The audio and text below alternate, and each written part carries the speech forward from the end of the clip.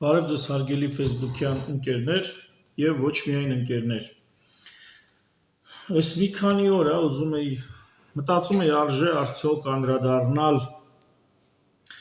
պատվաստումների հետ կապված այն հարցին, որ դուք գիտեք ուսուցիչներին, այսինքն ես մամուլից տեղեկացա, որ ուսուցիչներին ուրեմն անուղղակի ձևով պարտադրում են պատվաստվել, քանի որ Ինչու անուղղակի, որովհետև ասում են կամ պետքա պատվաստվեք, կամ պետքա 15 օրը մեկ, 2 շաբաթը մեկ հանձնեք տեստ կորոնավիրուսային եւ պետքա ապացուցեք, որ դուք կորոնավիրուս չեք կրում, չունեք կորոնավիրուս։ Ու այսպեսի ինչ որ որոշում ահել է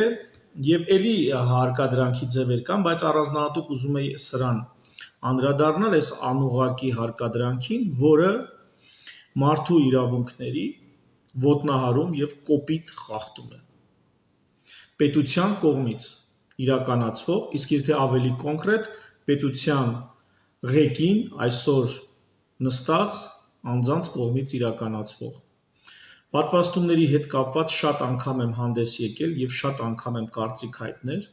հիմա էլ նշեմ, որ քրոնիկ հիվանդներին եւ տարեցներին կարծում եմ, որ եթե առողջական վիճակը թույլ է տալիս, եթե հակացություններ չկան, ապա ճիշտ կլինի այս խումբը, խոցելի խումբը կորոնավիրուսից համատարած պատվաստում ստանա եւ պաշտպանվի, որովհետեւ ինչքան էլ պատվաստումը ունենա բարդություններ,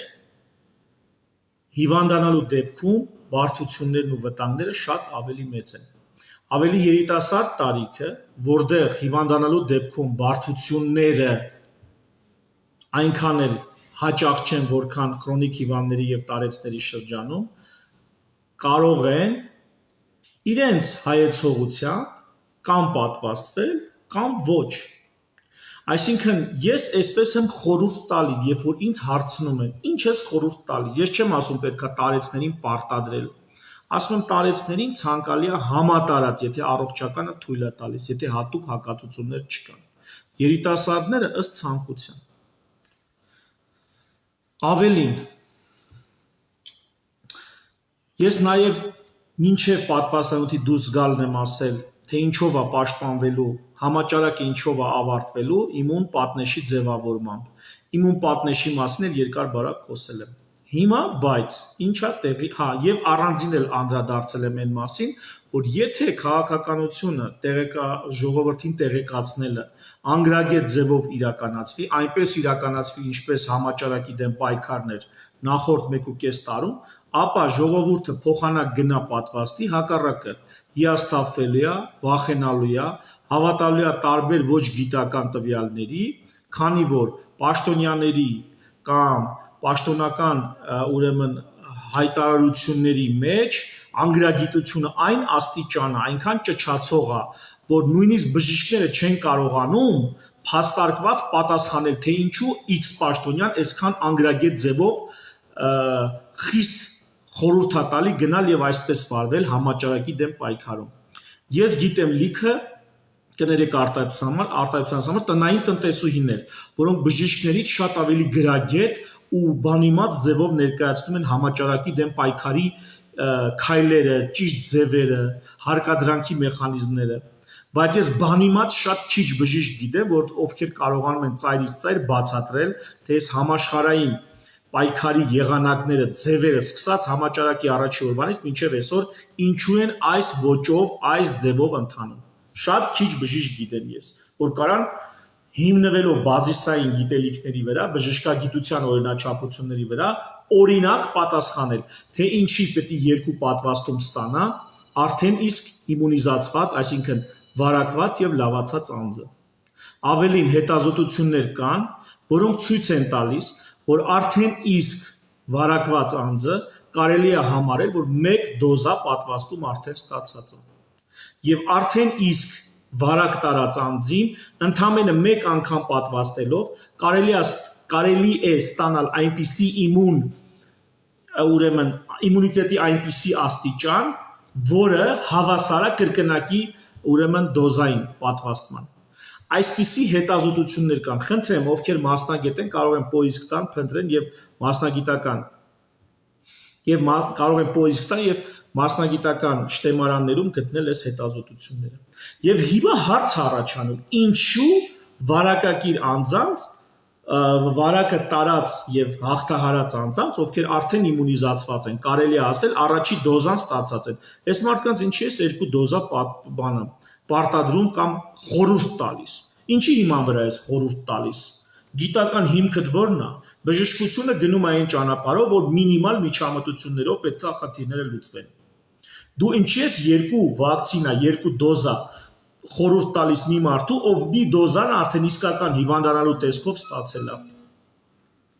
Սա կարա մեկը մի գրագետ մարդ, մի մասնագետ, կապ չունի շարքային բժիշկ է թե ակադեմիկոս, կարա բացատրի, թե ինչու է սա այսպես։ Ես բացատրեմ, որովհետև իշու ձակ են, որովհետև անգրագետներ են, որովհետև նստած է դոզան խուրդելու պլան կատարելու վրա։ Սա իմ պատասխանն է։ Եթե ավելի խելացի պատասխան ունեք, խնդրեմ տվեք։ Հիմա անցնեմ դասատուներին հարկադրելուն, կամ պետքա պատվաստվեք, կամ 15 օրը մեկ պետքա ներկայացնեք թուղթ, որ դուք կորոնավիրուս չեք տանում։ Իսկ միգուցե պահանջեք հակամարմինների թեստ, միգուցե ուսուցիչները գնան եւ ձեզ բերեն ներկայացնեն հակամարմինների թեստ, որով ցույց կտան, որ իրանք ունեն ենթադրենք իմունիտետ կորոնավիրուսի նկատմամբ, եւ դուք ել իրենց դայախ չեք լինի։ Չեք հարկադրի 2 շաբաթը մեկ անտեստ հանձնել իրանց հաշվին։ Սա անուղղակի հարկադրանք է, սա մարդու իրավունքների ոտնահարում է։ Ինչու եմ ես այսքան սևեռվել իրավունքների վրա։ Ես հասկանում եմ մի զգալի զանգված մարդկանց առանձնակի մարդ լինելու իրավունքներից օգտվելու արժանապատվության, անձեռնմխելիությունից, ուրեմն անձեռնմխելիության հասկացություններից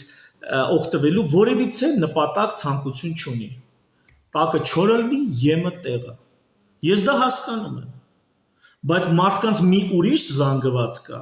ում համար իրավունքներն ավելի կարևոր են, քան առողջությունը։ Մարդկության պատմության մեջ մինչև առ այսօր։ Մարդկության պատմության մեջ մարդիկ սերունդների առողջություն եւ կյանք են զոհաբերել իրավունքների պաշտպանության եւ իրավունքների ձեռքբերման համար։ Երբեք չի կարա առողջությունը ավելի բարձր դասվի, քան մարդու արժանապատվությունն ու իրավունքները։ Որովհետեւ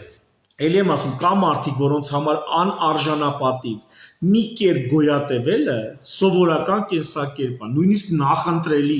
կենսակերպ է, բայց կա մարդկանց մի զգալի զանգված, որոնց համար սկզբունքային նշանակություն ունի իրենց հարգված իրավունքները եւ իրենց առողջ արժանապատվությունը։ Արժանապատվության ամբողջական լինելը ավելի կարևոր է, քան կյանքի առողջության օրգանիզմի ամբողջական լինելը։ Սրա համար եմ ես այս հարցին անդրադառնում։ Մի քանի օր առաջ հարցազրույցում ես ասացի, որ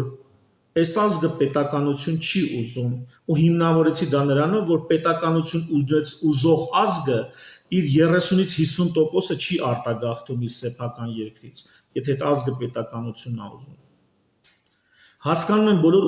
օբյեկտիվ եւ սուբյեկտիվ պատճառները, որ կարային լինեին արտագաղթի համար, բայց իմ տպավորությունն է, իմ եզրահանգումն է, որ այս ազգը պետականություն չի ուզում։ Լավ, բայց այս ազգում մի զգալի զանգված կա մարդկանց, որ ուզում է այդ պետականությունը։ Դա ինչ է, դա էլ իրավունքների նկատմամբ հարգանքի պահանջ է, որ մարդ ներկայացնում է իր շրջակա, իր հարևան պետություններին, ժողովուրդներին։ Պատերազմը, սահմանների պաշտպանությունը, կյանքի գնով պետականություն ու պետություն պահելը դրանք հենց այդ իրավունքների պաշտպանությունն է, ու գրչի մի հարվածով չի կարելի այդ իրավունքները ոտնահարեք, իսկ եթե նույնիսկ ոտնահարում եք, ես դրա դեմ պետքա ասեմ, հանդես գամ։ Եթե այդքան մտածում եք ուսուցիչների առողջության մասին, տվեք հակամարմնի տեստ հանձնեն, տեսեք ովքեր են իմունիզացված, արդեն իսկ բնական ճանապարհով, խորհուրդ տվեք մի դոզա ընդամենը ստանան, հասկանում եք, որ խելամիտ լինի ձեր առաջարկը։ Մենք էլ դնենք մասնագետներով, բժիշկներով, ասենք մարդիկ ճիշտ առաջարկ են անում։ Բայց առողջապահության ոչ բարով նախարարը մեր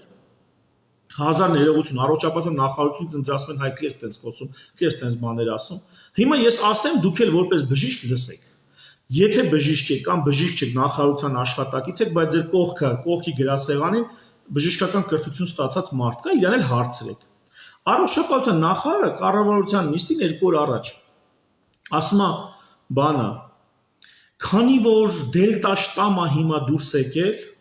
իդեպ դելտա շտամին ավելի լավ պաշտպանում է կրկնակի դոզան, պատվաստանյութերի պատվաստման, քան թե 1 դոզան։ Այսինքն, եթե կոնկրետ դելտա շտամի դեմ ենք ուզում պայքարել, այդ դեպքում կրկնակի դոզան իրոք շատ կարևոր նշանակություն ունի։ Այսինքն, սովորական շտամը կորոնավիրուսի եւ դելտա շտամը իրարից որոշակի տարբերություններ իհարկե ունեն, բայց դելտա շտամի դեմ ռեալ, նորմալ իմուն պատասխան հակամարմինների տեսքով իմուն պատասխան ձևավորելու համար երկրորդ դոզան պատվաստման անհրաժեշտ է, սա ուղղակի ասեմ։ Հա, նախարարը ինչ է ասում։ Ասում է, քանի որ դելտա շտամի դեպքում պետք է 80%-անոց իմունիզացիա լինի, իմուն բարիեր նկատի ունի, լեզուները կչորանա, որ այդ իմուն բարիեր, իմուն պատնեշը ասեն, որովհետև հիմա որ իմուն բարիերից խոսան, կստացվի, որ մի տարի առաջ որ խոսում էի, ինչ ասում էի, այդ սկզբունքն էր ճիշտ։ Հիմա որպեսզի ժժնցնենք, խառնենք, ճիշտը չխոսան, ապա կողմնորոշեն, մտամ նոր խելոք միտք են հայտնում, ասում է 80% դելտա շտամի հետ դելտա բանը բարիեր պետք է լինի։ Այսինքն 100-ից 80-ը պիտի պատվաստված լինեն կամ իմունիզացված լինեն բնական ճանապարհով, որպեսզի դելտայի դեմ կարողանա համաճարակ չտարածվի, դելտա շտամը չտարածվի։ Հիմա լսեք։ Ու սրանով է բացատրում, ասում է պիտի ուսուցիչների 80%-ը պատվաստվեն։ Ուշադիր։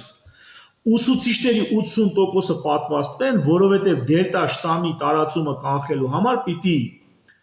100 հոգուց 80-ը պատվաստված լինի։ Սա ասում է առողջապահության նախարարը։ Հիմա եկեք հասկանանք, ուսուցիչները որ գործի են գնում,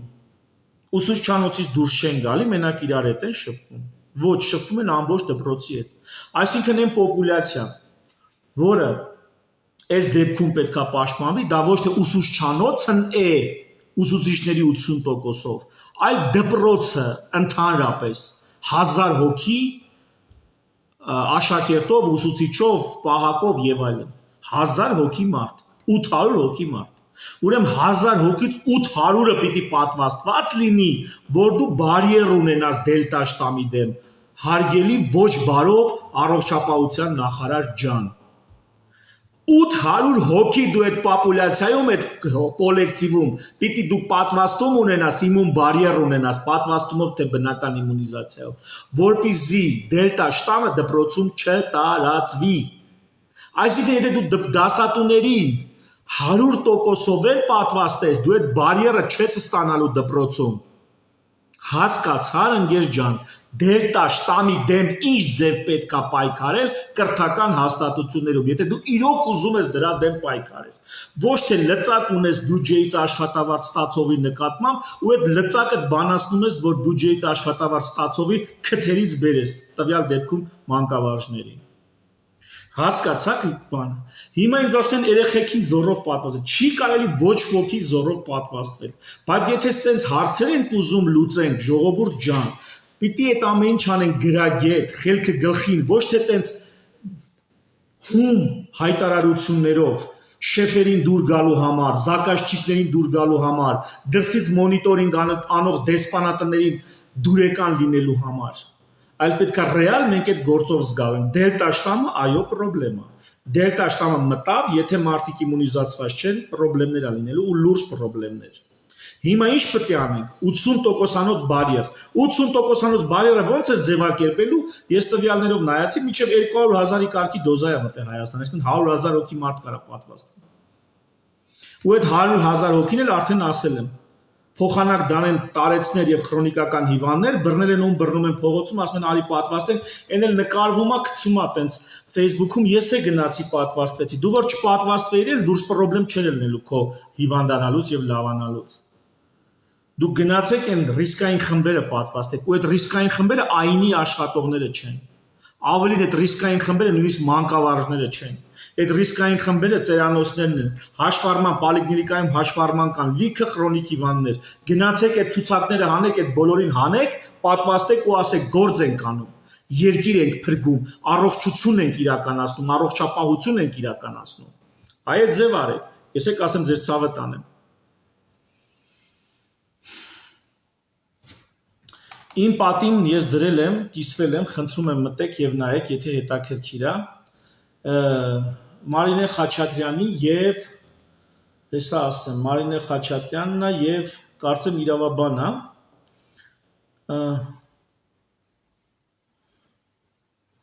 Հեսա ասեմ անունը այդ տղու։ Շատ խելացի փաստաթուղթ են գրել, որով ցույց են տալի, հա։ Մարինա Խաչատրյանն է եւ ազգային վերահսկողության համակարգ ՀԿ նախագահ Արթուր Գրիգորյանի կողմից հոդված են գրել, որով դիմում են դատախազությանը, որով ցույց են տալի, որ Հայաստանում մարդու իրավունքներն են ոտնահարվում եւ ինչ որ չափով հնարավոր է, որ մարդկանց տեղեկությունից անկախ հետազոտական երանգներ կան այս պատվաստման մեջ։ Մի խոսքով սա են ասում, բայց այս ամբողջ հոդվածից ես ուզում եմ հատուկ առանձնացնեմ մի փուճուր հատված ու այդ առանձնացված հատվածը կարդամ Թարմ, ուրեմն 2021 թվականի հունվարի 17-ին Եվրոպայի խորհրդի խորհրդարանական վեհաժողովի կողմից ընդունված 2361 համարի տակ բանաձևը, ԵԽԽՎ բանաձև է սա, որում նայեք ինչ է ասում։ Պատվաստանյութերի կիրառման բարձրացման նպատակով, որպեսզի մարդիկ պատվաստանյութերը ավելի շատ կիրառեն, նայեք ինչ է խորհուրդ տալի։ Ապահովել քաղաքացիների տեղեկացվածությունը այն մասին, որ պատվաստումը պարտադիր չէ եւ ոչ ոքի չեն կարող պարտադրել պատվաստել, ոչ քաղաքական, ոչ սոցիալական կամ այլ ճնշումների միջոցով, եթե քաղաքացին չի ցանկանում պատվաստվել։ ԵԽԽՎ-ն ասում է. այ ուռոդներ, եթե չեք ուզում, որ ձեր ժողովուրդը ֆրատ ձեզ թարսի գնա նեգատիվիզմով արձագանքի, այդ ժողովրդի հետ անկեղծ եղեք, մի հարկադրեք, լուրջ նորմալ տեղեկացրեք, ու թող տեղեկացնեն բանիմաց մարդիկ։ Ելի եմ ասում, բժշկական համալսարանում պրոֆեսորները չորացել են, ամբիոներ չկան, թող վեր կենան, խոսան, թե չէ մի հատ դերասան վերակացե, ես իմ տատիկին պաշտպանում եմ, մի հատ չգիտեմ, երգչուհի կամ երգիչ վերակացե, այ ընկեր ջան, ձեռ եք առնում։ Սոցիալական գովազդի բան է, տենց հարցա լուծում ես լուրջ ժողովրդի մոտ, այս սխավոր ժողովրդի մոտ։ Հեսա մեկը կհլի, ես իմ տատիկին պաշտպանեցի, բան ու տենց։ Լուրջ մարդիկ պետքա վեր կենա, սրախոր շուրջ լուրջ խոսեն։ Հեսա աշուն է գալիս։ Ու էլի թազա շտամ կա, որը խնդիրներ կարա առաջացնի։ Ես չեմ ասում, գիտես, ու բան խառնվեք իրար, միշտ հանդես եմ եկել այն դիտանկյունից, որ խոճապի մատնվել պետք չի, ու թիրախային խմբերին պաշտպանելով կպաշտպանենք ամբողջ հանրությունը։ Թիրախային խմբերին պաշտպանելով քրոնիկ հիվանդներ տարեցներ։ Բայց սրա փոխարեն ԵԽԽՎ կեղծելով, հերքելով, հակառակ գնալով ԵԽԽՎ բանաձևին այսօր ուսուցիչներին հարկադրում են տնօրեններին է խոսցնում մի քանի, մեր տնօրեններն էլ գիտեք, չէ՞ ոնց ալնում։ Վերևից հրաման գա, ոտով գլխով կտրվեն այդ հրամանը իրականացնելու գործին։ Հայաստանում կրթական ոլորտը ամենակամակատար ոլորտներից է։ Շեֆերից մի բան գա, ոտով գլխով սկսեն հարկադրել ու բոլորն էլ ներքուստ գիտեն, գաղտնի գիտեն, որ պատիժը լինելու է աշխատանքից հեռացում։ Մի բան կսարքեն գլխին, մի բան մի չեպը կգտնեն վրան, աշխատանքից կհեռացնեն։ Մի օրեն կհորինեն, մի բան կանեն, կրճատման տակ կգցեն կգնա։ Հայաստանում ով չգիտի, որ դա մեկին գումարած մեկ է, ինչ որ մեկին գործից ազատելը։ Մեկին գումարած մեկ է։ Որ գործարանը, որ բիզնեսը, որ հաստատությունն ուզելը կայնացնեն, ում ուզեն գործից կհանեն։ Դա է Հայաստանը։ Հայաստանում այդ վիճակն է։ Ու հիմա այդ անուղակի հարկադրանքի տակ մարդկանց դեմ են տվել, ասում են պատվաստեք։ Ժողովուրդ ջան, այդպես հակառակ ռեակցիան է ստացվելու։ Հակառակ ռեակցիան է լինելու։ Մի արեք այտենց բան։ Նախ դա իրավունքների ոտնահարում է, դուք շատ փոքր իսան եք, որ կարողանաք մարդու իրավունք ոտնահարեք, հիմնարար իրավունքներ սահմանափակեք։ Եվ երկրորդը հակառակ էֆեկտն է լինում։ Դուք սուս մնայիք, այսքան շուխուր արած չլինեիք, ես իմ լսարանով, իմ ընկերներով վեր կենայի, այդ պատվաստման հարցը անես լուծեի, էլ դու սուս։ Ամեն 10 չպատվաստվողից այդ կատեգորիկ առնվազն 5-ին ես դարձի բերեի դասական ապացուցողական բժշկության սկզբունքներով այդ մարդկանց իրանց հարցերը լուծեին։ Բայց անենց եք ապականել ձեզ դեզինֆորմացիայով, ձեր բիզնես տրամաբանությամբ, ձեզ մարքեթինգային շոուներով, անենց եք ապականել, մարդ չի կարողանում վեր կենա վստահ բան խոսա, վստահ բան ասի։ Մեկ էլ մի բան էլ ասեմ, հաճախ է այդ հարցը հնչում, որ պատվաստանյութն եք նախընտրում։ Հա, ես ասեմ, որ ես դեռ պատվաստված չեմ, էդ էլ ասեմ, եթե ձեզ հետաքրքիր է։ Հա, ես դեռ պատվաստված չեմ։ Հա, բայց ես կարծում եմ, որ վարակվել եւ լավացել եմ, համենայն դեպս իմ ընտանիքում վարակ է եղել է, մենք լավացել ենք, ասենց ասեմ։ Այս հարցը, այսինքն բնական իմունիզացիա անցել եմ, բայց պատվաստում չեմ ստացել։ Հա, բայց որ պատվաստումն եմ նախընտրում, եթե պատվաստեմ, որով ես կպատվաստեմ AstraZeneca-ով։ Ինչու, որովհետև ես կարծում եմ եվրոպական որակը ավելի լավն է, քան թե չինականը կամ ռուսականը։ Ես այդպես կանեմ, դա է իմ նախընտրելիքը։ Ու AstraZeneca-ի օրացույցն էլ, այսպես ասած, կարգը պատվաստման ինձ համար ավելի խելամիտ է թվում, այսինքն առաջի դոզան ստանում ես, հետո տևական ժամանակ հանգիստ ես տալի, երկրորդ դոզայով ամրապնդում ես այն իմունիտետը, որ առաջի դոզան ուրեմն սկսել է ստանալ։ Երկրորդ դոզան, իսկ այն որ արագ իրար հետևից է ներարկումները, դոզաները, դա մի քիչ ինձ համար իմ գիտելիքներից ելնելով, իմ բժշկագիտական, ուսանողական, համալսարանական գիտելիքներից ելնելով, այդ իրար վրա ստիմուլը այն աստիճան չի ամրապնդում, խթանում իմունիտետը, ինչքան իրարից որոշակի դիստանցիայի վրա եղած, ասենք 2 ամիս տևողությամբ կրկնվող դոզաները, հա, պատվաստումները։ Ну, այդպես եմ ես կարծում, որ AstraZeneca-ն ու այն, որ AstraZeneca-ի հետ կապված մեծ աղմուկ կա բարձրացած, դրան էլ եմ, դա էլ է ինձ վստահություն ներշնչում, այսինքն դա նշանակում է, որ AstraZeneca-ն բանը, ասա, ավելի գրանցել է բոլոր կողմնակի էֆեկտները, ռեալ արձանագրվել են, հաշվի են առնվել եւ հրապարակվել են։ Թաքուն որևիցե բան չի գնացել։ Օրինակ, եթե պատվաստանյութի համար ասեն ինքը անվտանգ է, ոչ մի խնդրեմ չկա իր հետ կապված, ինքը կողմնակի էֆեկտներ չի տալիս, ես չեմ հավատում։ Ինքը իր հետ լուրջ բարդություն չի եղել, չեմ հավատում։ Ենթադրում եմ, որ այդ լուրջ բարդությունները եղել են, բայց դրանք չեն հրապարակվել, կոծկվել են, գնացել են։ Այդ իսկ պատճառով այն ֆիրման, որ ավելի պատասխանատու է վերաբերվում մարդկային առողջությանը, այդ ֆիրման ավելի շատ է գրանցում կողմնակի էֆեկտներ, հակացություններ եւ այլ եւ այլ։ Երեխաներին էլ գիտեք, որ մինչև 18 տարեկան պատվաստ, այսինքն աշխարհում կա, Ամերիկայում կա 12 տարեկանից կարելի է այնտեղ կարծեմ Pfizer-ի պատվաստանյութն է, բայց համենայնպես Հայաստանում մինչև 18 տարեկան պատվաստում երեխաներին չեն անում, չի կարելի։ Բայց այդ երեխաները հանդիսանում են դպրոցի հիմնական մասսան, եւ լինելով դպրոցի հիմնական մասսան, իրանցով պիտի ձևավորվեր իմուն բարիերը, որը իրանցով չի ձևավորվում, հետեւաբար դասատուներին արված հարկադրանքը ոչ մի էական նշանակություն չի ունենալու, ոչ համաճարակի ստանդարտ շտամի, ոչ էլ դելտա շտամի տարածման գործում։ Այսինքն էլի եկանք հասանք որտեղ լուծումը քրոնիկական հիվանդներին, ոչ հիվանդության սրացման փուլում։ Քրոնիկական հիվանդներին, եթե չունեն հակացություններ, եւ տարեցներին, եթե չունեն հակացություններ, համատարած պատվաստելն է այն դոզաներով, այն բազայով, որ ներկրվել է Հայաստան։ Եվ ցուցամոլական, ցուցադրական, ջահել ջուհուլի պատվաստելը ստեղ ընտեղ նկարել եւ գցել, սա ուղակի անլուրջ մոտեցում է շատ լուրջ հարցի, որը մի բառով կոչվում է պանդեմիա։ Եղավ։ Պանդեմիան մեզ համար դառնում է սարսափելի, եթե մենք վերաբերում ենք դրա հետ անգրագետ, անկազմակերպ։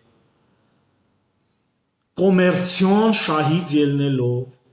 այդ դեպքում ինքը դառնում է փորձանք։ Եթե դրա դեմ աշխատում ես գրագետ, էքսպերտների մակարդակով հավանության արժանացած որոշումներով, համակարգված, կազմակերպված, փոխադարձ վստահության մթնոլորտում, այդ դեպքում այդ պանդեմիան դառնում է մեր կյանքում հանդիպող հերթական փորձություն, որը պետությունով մեկ ազգովի հաղթահարում ենք։ Հիմա դեռ ժամանակ կա 1-2 ամիս։ Կարծում եմ մեր պատկան մարմինները, խելքները, գլուխները կհավաքեն, ինձ էլ մի ասեք, հայտնի ես այս կոպիտ խոսում։ Ես տեսեք, այս անգամ ոչ մի վատ բառ չեմ ասել, համարյա չեմ ասել։ Պատկան մարմինները, խելքները, գլուխները կհավաքեն ու կազմակերպված այս հարցը կլուծեն։ Ու խնդրում եմ առաջի պլան բերեք ոչ թե դերասանների, երգիչ երգչուհիների, այլ պրոֆեսորների, նեղ մասնագետների, իմունոլոգների, ինֆեկցիոնիստների, չգիտեմ, մարդկանց, ովքեր հիվանդի հետ ամենօրյա աշխատանքի փորձ ունեն։ Բերեք թող այդ մարդիկ ներկայացնեն ինչի առանց վախացնելու, հիշելով, որ մարդու հիմնարար իրավունքն է հրաժարվել պատվաստումից։ Դու բարի եղի այնպես ներկայացնես, ոչ թե վախացնելով, այնպես ներկայացնես, որ այդ մարդը լսի ու հավատա ու համաձայնվի։ Այն աստիճան են ապականել դաշտը, ես իմ տանը, որ խոսում եմ, ասում եմ, օրինակ ասում եմ AstraZeneca, ասում են, ինչ ես ասում։ Լուրջ ես ասում, հա, AstraZeneca, ասում եմ։ Իդեպ, ես կարող եմ մտածեք, մարդ ես, մեկը կկարծի, թե AstraZeneca ֆիրմայի կողմից ինչ-որ բան ունեմ, ասա, շահագրգռվածություն ունեմ, ամենևին ոչ մի ֆիրմայի կողմից ես շահագրգռվածություն չունեմ, ովքեր ինձ ճանաչում են բժշկական աշխարհում, առավել ևս ֆիրմաները շատ լավ գիտեն, թե ես ինչքան կոշտուկոպիտ վերաբերմունք ունեն ցանկացած նման համագործակցության նկատմամբ, որը մերոնց մոտ համարվում օրինական, ես համարում եմ անթույլատրելի, բայց պիտի ասեմ, Nexium դեղը, որ AstraZeneca-ն արտադրում, էժանացրել հասցրել էին գրեթե օմեպրազոլի աստիճանի, չգիտեմ էլի տենց է թե չէ։ Հասցրել էին գրեթե օմեպրազոլի աստիճանի Nexium դեղը։ Ու ես դա նկատել եմ որպես գաստրոենտերոլոգ, ու եթե ինչ-որ բան այդ ֆիրմային ես իմ այսքան խոսացածը պիտի օգուտ տար, ապա դա համարեք, որ ես գնահատեցի, որ պրոտոնային պոմպի ինհիբիտորը խոցերի, ռեֆլյուքսեզոֆագիտների, գաստրիտների բուժման մեջ անփոխարինելի պրոտոնային պոմպի ինհիբիտորներ դեղերի խումբը ես գնահատում եմ, որ ինչ-որ մեկը բերում եւ էժանա վաճառում, այնպես ինչպես օմեպրազոլը։ Այո, այդ դեղերը պիտի լինեն շատ էժան, շատ էժան։ Այդ դեղերը ոչ տանգ են, ոչ թանկ են, ոչ եսի մեջը բրիլյանտի փոշի է խառնած, որ ասես թանկ է։ Ես էլ ասենց այդ ֆիրմայի հետ կապված։ Այսքանը ժողովուրդ ջան։ Չգիտեմ, ինչ որ մարդկանց կարող է ես հուսախաբ եմ անում, ինչ որ մարդկանց հիացնում եմ, ինչ որ մարդկանց հիասթափեցնում եմ, բայց էսա իմ այսօրվա մոտեցումը եւ խնդրում եմ չմոռանաք, որ մարդկության պատմության ողջ ընթացքում մինչև այսօր մարդիկ լիքը առողջություն ու կյանք են դրել իրավունքներն ու արժանապատվությունը պահելու համար, այնպես որ երբեք չի կարելի մարդու իրավունքները ոտնահարել իբր թե 200,000 դոզա վակցինա խուրդելու համար, չի կարելի։ Շնորհակալություն ուշադրության համար, ցտեսություն։